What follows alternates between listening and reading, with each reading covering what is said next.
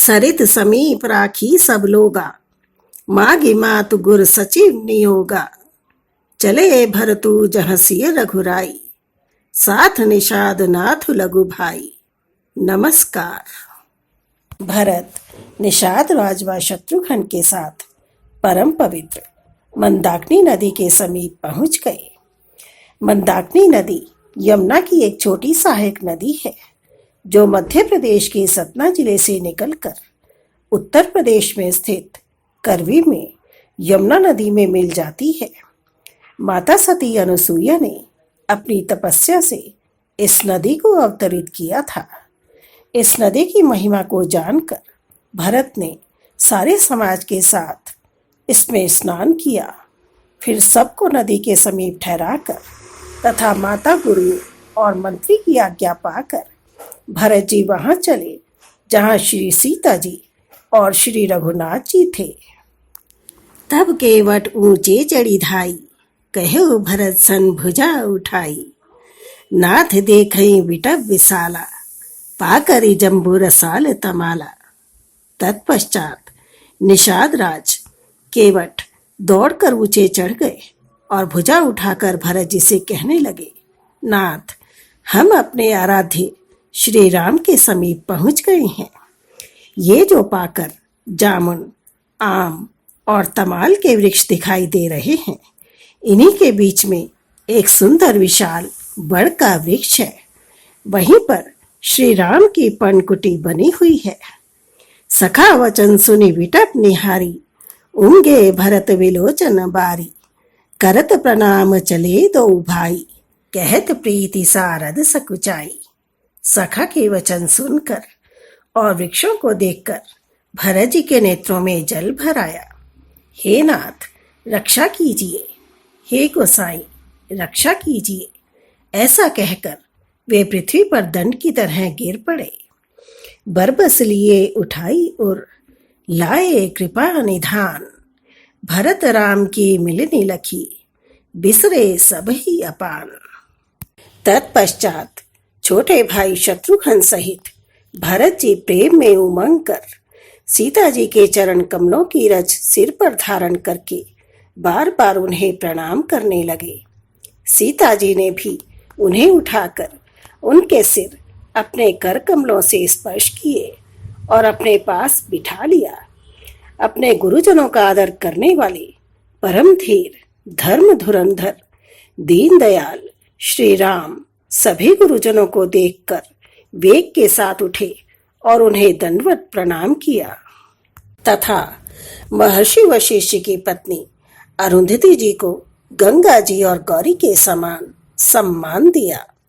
माताओं में सबसे पहले श्री राम कैकेयी से मिले और उनके चरणों में गिरकर काल, कर्म और विधाता का दोष बताकर श्री राम ने उन्हें सांत्वना दी।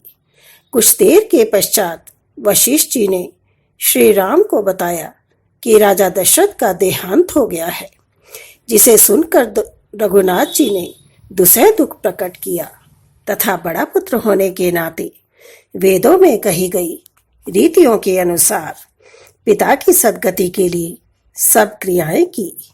2 दिन बीतने पर श्री राम गुरु वशिष्ठ से विनम्र भाव से बोले, नाथ लोग सब निपट दुखारी, कंद मूल फल अंबु आहारी।